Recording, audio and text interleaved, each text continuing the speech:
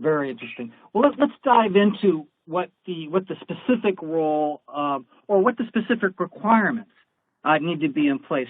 For a long time, the network has been seen as the plumbing of an organization, totally critical, but not necessarily strategic, right? It's vital, like a utility, to keep the lights on and to keep boxes lit and functioning.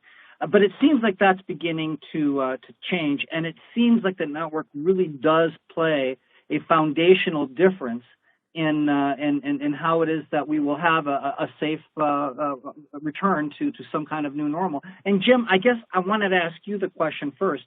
Is there that recognition? As you talk to executives, are you still only talking to network administrators and managers and leaders, or do you find the conversation expanding to other business leaders and other levels of executive management among the customers that you're talking to?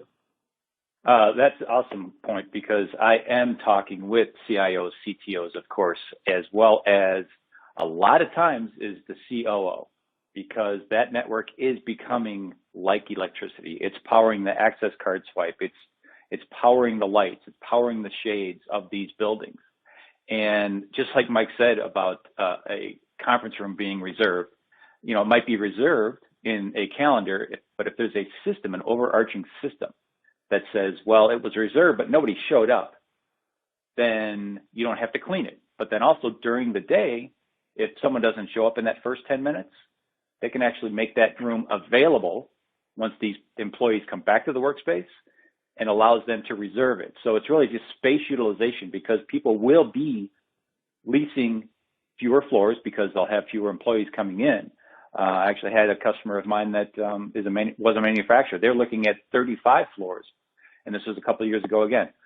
They reimagined the workspace, and they only had to lease 26, and they still had an increase of employees coming to that building. So yes, I am talking to COOs, CFOs, because we also offer some financing as well for our technology that allows them to, pay by the drink as opposed to, buying the whole water cooler. So the conversations do reach into the business, not just saying how fast is it, how many ports do you have.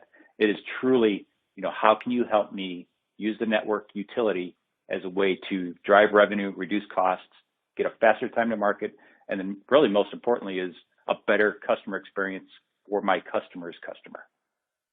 And Mike, it's just fascinating how the network has become a repository of intelligence, which you suggested